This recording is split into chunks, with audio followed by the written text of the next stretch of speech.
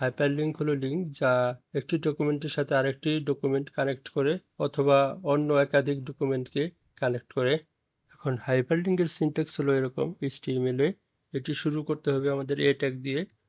এখন এই ট্যাগের ভিতরে আমাদের লিখতে হবে লিঙ্কে ভিজিবল যে স্ট্রিংটি আছে সেই স্ট্রিং। এই ক্ষেত্রে ধরুন আমি লিখলাম লাইন ব্রেক টিউটোরিয়াল, এই বিষয়ে আমার একটি টিউটোরিয়াল আছে। এখন এটার অ্যাড্রেসটা আমাকে দিতে হবে। অ্যাড্রেস ছাড়া যদি আমি এখানে ক্লিক দিই কিভাবে সেই পেজে পৌঁছাবো?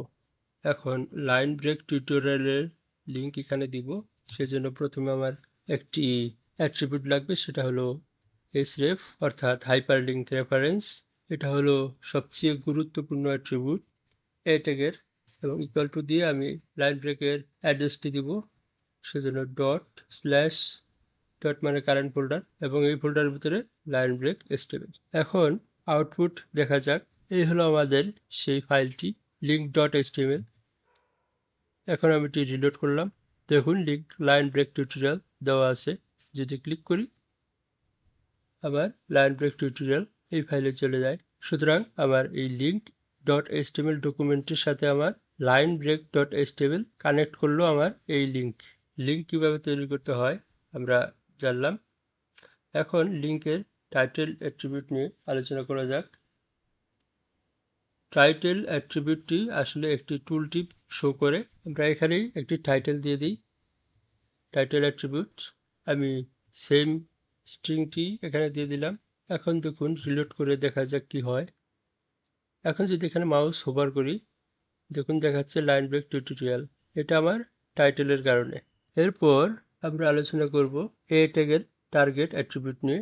টার্গেট অ্যাট্রিবিউটের 4টি ফর্ম আছে, একটি হলো self, blank, parent and top. এখন এখানে আমি অ্যাট্রিবিউট নিলাম টার্গেটের ভিতর আমি প্রথম দিলাম সেলফ। এই ভ্যালু আন্ডারস্কোর সেলফ দেওয়ার অর্থ হলো আমার যে লিঙ্কটিতে ক্লিক করব সেই কানেক্টেড ডকুমেন্টটি কারেন্ট উইন্ডোতেই ওপেন হবে, নতুন কোনো উইন্ডোতে ওপেন হবে না। সেটা টেস্ট করে দেখা যাক। এই হলো আউটপুট রিলোড। এখন যদি আমি চেক করি, ইন্সপেক্ট করি, এখানে আমার টার্গেট আছে আন্ডারস্কোর সেলফ। আমি যদি ক্লিক দিই এটা আমার কানেক্টেড আছে linebreak.html এর সাথে, আমার ফাইলের নাম link.html। যদি আমি ক্লিক দিই তাহলে আমার কারেন্ট উইন্ডোতেই ওপেন হবে। দেখুন আমার উইন্ডো কিন্তু চেঞ্জ হয়নি এবং linebreak.html ওপেন হলো। তাহলে আমরা সেলফ অ্যাট্রিবিউটটি বুঝতে পারলাম। তাহলে আমরা টার্গেট অ্যাট্রিবিউটের ভ্যালু আন্ডারস্কোর সেলফ কিভাবে কাজ করে বুঝতে পারলাম। তারপর ভ্যালু আমি চেঞ্জ করে দিব, কন্ট্রোল স্পেস দিয়ে অপশনগুলো দেখি। এখন দিব ব্ল্যাঙ্ক। আন্ডারস্কোর ব্ল্যাঙ্ক ভ্যালুর অর্থ হলো আবার লিঙ্কটি নতুন উইন্ডোতে ওপেন হবে, টার্গেট লিঙ্ক। তো রিলোড দিলাম, আমার কারেন্ট ভ্যালু হলো আন্ডারস্কোর ব্ল্যাঙ্ক। এখন যদি এটা ক্লিক দিই এই কারেন্ট উইন্ডোতে এখানে ওপেন হবে না, আমার কানেক্টেড ডকুমেন্ট নতুন উইন্ডোতে ওপেন হবে। ক্লিক করে দেখি, দেখুন নতুন উইন্ডোতে ওপেন হলো। এটা ক্লোজ করে দিলাম। তাহলে আমরা আন্ডারস্কোর ব্ল্যাঙ্ক ভ্যালু ইফেক্ট কি বুঝতে পারলাম। তারপর এটা ডিলিট করে দিলাম। এখন কন্ট্রোল স্পেস দিয়ে পরবর্তীতে আন্ডারস্কোর প্যারেন্ট এটি সিলেক্ট করলাম, সেভ। এখন এই ভ্যালুটার ইফেক্ট কি? ধরুন আমার লিঙ্কটি একটি আইফ্রেমের ভিতরের পেজে আছে। এখন লিঙ্কটিতে ক্লিক করলে এর প্যারেন্ট যে পেজ আছে সেইখানে লিঙ্কটি ওপেন হবে। প্র্যাকটিক্যালি এটা দেখা যাক, সেজন্য আমাদের একটি আইফ্রেম দরকার। আইফ্রেম সম্বন্ধে আমি আগের টিউটোরিয়ালে আলোচনা করেছি, লিঙ্ক ডেসক্রিপশনে দেওয়া থাকবে অথবা পপ আপে দেওয়া থাকবে। এখন আমাদের আরেকটি ফাইল দরকার, সেটি হলো link_iframe.html। এখানে আমি অলরেডি একটি ডকুমেন্ট তৈরি করে নিয়েছি, HTML ডকুমেন্ট, এবং বডির ভিতরে অলরেডি একটা আইফ্রেম দিয়ে দিয়েছি। আইফ্রেমটির সোর্স হলো link.html, সেটা হলো এই ফাইল। আমার টাইটেল দেওয়ার দরকার নেই। এর কিছুটা উইথ 500 পিক্সেল এবং হাইট 600 পিক্সেল দিয়ে দিয়েছি। এখন এই ফাইলটি ওপেন করে দেখা যাক। সেজন্য আমি ফাইল এক্সপ্লোরারে আসলাম এবং link_iframe.html এই ফাইলটিতে ডবল ক্লিক করলাম। দেখুন এই হলো লিঙ্ক টিউটোরিয়াল ফাইল এবং এই হলো এখানে টাইটেলটি চেঞ্জ করা দরকার, লিঙ্ক iframe।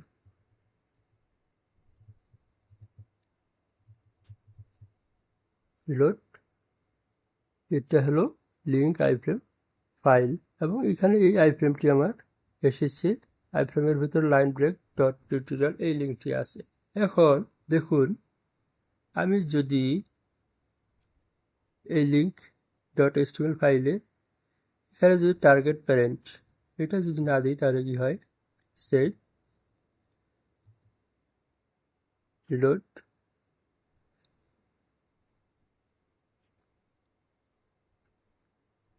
এখন আমি যদি এখানে ক্লিক দিই কি হয় দেখি, আমার কিন্তু পেজটি আইফ্রেমের ভিতরে ওপেন হলো, বাইরে কিন্তু ওপেন হলো না। এখন আমি যদি চাই পেজটি বাইরে ওপেন হবে, সেজন্য কি করতে হবে, আমাকে আনডু করতে হবে এবং টার্গেট প্যারেন্ট দিয়ে দিতে হবে। এখন ব্যাকে দিলাম,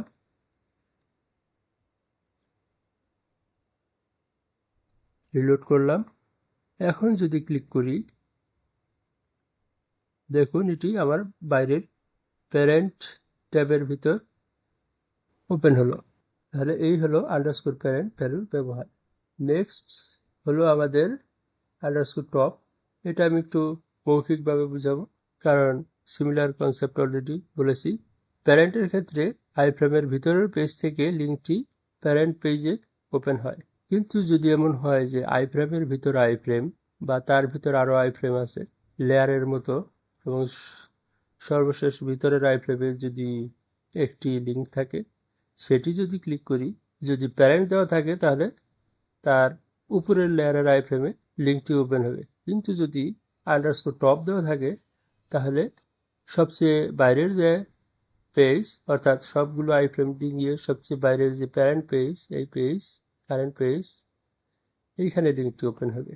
এটি হলো আন্ডারস্কোর প্যারেন্ট এবং আন্ডারস্কোর টপ এর পার্থক্য। আশা করি বুঝতে পেরেছেন। এরপরে আমরা কথা বলবো অ্যাবসোলিউট এবং রিলেটিভ ইউআরএল নিয়ে।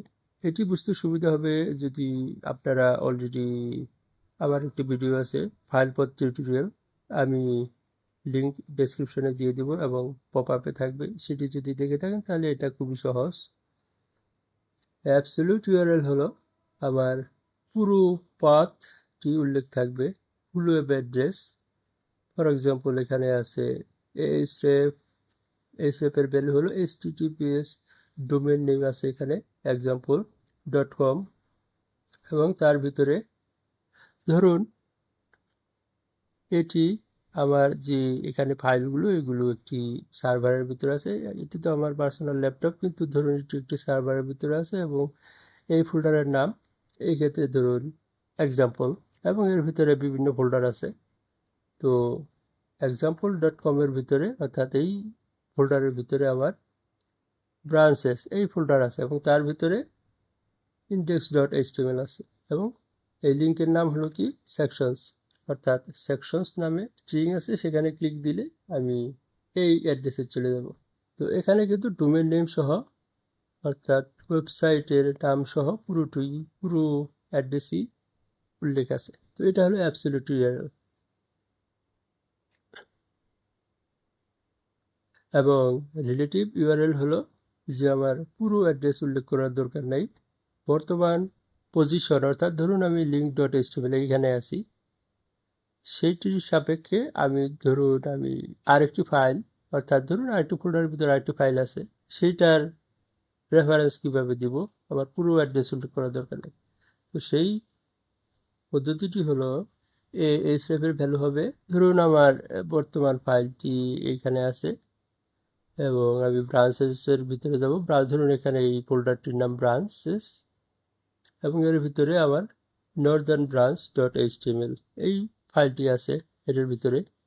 সেজন্য আমি বর্তমান ফাইলের সাপেক্ষে আমি দিলাম /branches/branches/ ফাইলের নাম। তো এভাবে আমি লিঙ্ক যেটি হলো নর্দার্ন ব্রাঞ্চ, এখানে ক্লিক করলে আমি এইখানে যে ফাইলটি আছে northern branch.html এটার কন্টেন্ট দেখতে পাবো। এটা হলো রিলেটিভ ইউআরএল। আমি আবার বলছি, আমার ফাইল পাথ টিউটোরিয়ালটি যদি দেখুন তাহলে আরো বিস্তারিত সেখানে আমি আলোচনা করেছি। Next, image link.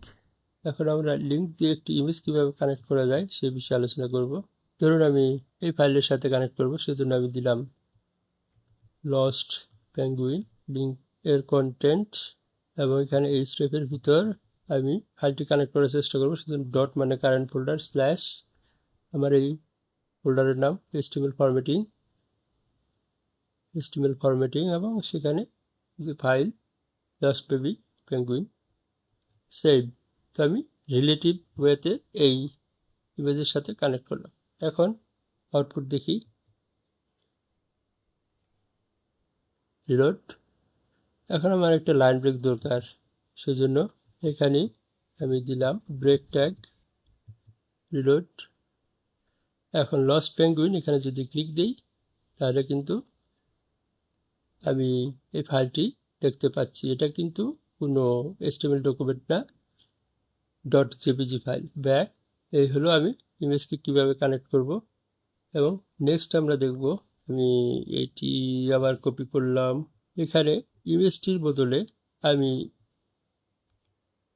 HTML ফাইলটি কানেক্ট করব, HTML ফরম্যাটিং ট্যাগস। সুতরাং /HTML ফরম্যাটিং ফোল্ডার, আমি pip.html এই ফাইলটির সাথে কানেক্ট করব। এখন দেখুন, যদি আমি রিলোড দেই, লস্ট পেঙ্গুইন আরেকটি লেখা এসেছে।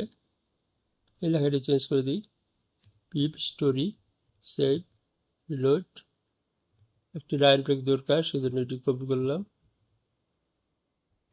Ctrl+V, save, reload. এখন দেখুন, আমি যদি পিপ স্টোরিতে ক্লিক করি তাহলে এই ফাইল pip.html এসে যায়, যেখানে ফরম্যাটিং নিয়ে আলোচনা করা হয়েছে। কিন্তু আমি যেটা চাচ্ছি, এই কন্টেন্টটি চেঞ্জ করে একটি ইমেজ দিয়ে দিব, সেজন্য ইমেজ ট্যাগ লাগবে। আমার ইমেজ টিউটোরিয়ালটি এক্ষেত্রে দেখতে পারেন, আগে লিঙ্ক দেওয়া থাকবে। ইমেজের সোর্স হলো এটি, কপি পেস্ট, অল্টের প্রয়োজন নাই, ক্ষেত্রে দিচ্ছি না, সেভ। এখন কি হলো, আমার কিন্তু লেখাটি চলে গেল এবং আমি একটি ইমেজ দিয়ে দিলাম, যেটিকে ক্লিক করলে আমার এই পেজে চলে যাবে। রিলোড। দেখুন পিপের ছবি এসে গেছে। আমি যদি এখানে ক্লিক করি আমার কিন্তু এই pip.html চলে যায়। আমি কিন্তু আগে ছিলাম link.html এ। তাহলে এটা আমরা দেখলাম ইমেজকে অন্য ফাইলের সাথে কিভাবে কানেক্ট করা যায় লিঙ্কের মাধ্যমে। এরপর আমরা দেখব বাটন লিঙ্ক। এখন এটার একটু উইথ এবং হাইটটি কমে দিই, ছবিটি বেশি বড় হয়ে গেছে, সেজন্য উইথ। হাইট দেওয়ার দরকার নাই, উইথ দিলেই হবে 300 পিক্সেল। লোড। এখন আমরা বাটন লিঙ্ক নিয়ে আলোচনা করবো, সেজন্য প্রথমে বাটন ট্যাগটি দিলাম। এর ভিতরে আমি দিলাম, ধরুন আমি HTML হেক্স কালার এই পেজের সাথে কানেক্ট করব, সেই জন্য এখানে দিলাম হেক্স কালার কন্টেন্ট, এবং এখানে অন ক্লিক নামে একটি অ্যাট্রিবিউট নিলাম। এর ভ্যালু হবে document dot location equals single quote দিয়ে আমার ফাইলটির নাম দিতে হবে। ফাইলের নাম হলো HTML হেক্স কালার, HTML_hex_color.html। ঠিক আছে, সেভ। এখানে একটি সিঙ্গেল কোট দিতে হবে, সেভ, রিলোড। এই যে আমার হেক্স কালার বাটনটি চলে এসেছে। এখানে আমি আরেকটি ব্রেক দিতে পারি, রিলোড। এখন হেক্স কালারে যদি ক্লিক করি HTML hex_color.html ফাইলে চলে যায়। এটি হলো বাটন লিঙ্ক। সবশেষে আমরা ইমেল লিঙ্কই এটি দেখব। ইমেল লিঙ্ক দেওয়ার জন্য প্রথমে href ইকুয়ালস, এখানে আমাদের ভ্যালু হবে মেল টু যে ইমেইলে মেল পাঠাবে সেই অ্যাড্রেস, আমি দিলাম person@gmail.com এবং এখানে মাঝখানে দিলাম send email. Save and reload. Again আরেকটি ব্রেক দরকার। রিলোড। এখন সেন্ড ইমেল, এখানে যদি ক্লিক দেই তাহলে আমার ইমেল সেন্ড করার যে অ্যাপস, ডিফল্ট অ্যাপস অপারেটিং সিস্টেমে সেটি ওপেন হওয়ার কথা। ক্লিক দিয়ে দেখি, দেখুন আউটলুক এটি ওপেন হলো। আমি আউটলুকে এখনো অ্যাকাউন্ট অ্যাড করিনি। আপনার যদি অ্যাকাউন্ট দেওয়া থাকে এখানে ফর্ম থাকবে, ফর্মের ভিতর অ্যাড্রেস দেওয়া থাকবে, আপনি কি লিখবেন সেটার জন্য ইনপুট বক্স দেওয়া থাকবে, অ্যাটাচমেন্ট দেওয়ার ব্যবস্থা থাকবে এবং পরিশেষে সেন্ড দেওয়া থাকবে। অর্থাৎ আপনারা তো অলরেডি ইমেল যারা পাঠিয়েছেন তারা জানেন কি কি আইটেম লাগে ইমেল সেন্ড করার জন্য, সবকিছু দেওয়া থাকবে এবং সবকিছু ফিল আপ করার পর আপনি সেন্ড বাটনে ক্লিক দিলে ইমেলটি সেন্ড হয়ে যাবে। আমি দুঃখিত যে আমার এখানে অ্যাকাউন্ট করা নেই। এই হলো সেন্ড ইমেল অর্থাৎ মেল টু অর্থাৎ ইমেল লিঙ্ক। ইমেইলে লিঙ্কের মাধ্যমে কিভাবে ইমেল সেন্ড করা যায়। আমাদের আজকের আলোচনা এখানেই শেষ হলো। আপনাদের যদি কোনো কোশ্চেন বা কমেন্ট থাকে ডেসক্রিপশনে দিতে পারেন, আমি সাধ্যমতো চেষ্টা করব। ধন্যবাদ সবাইকে।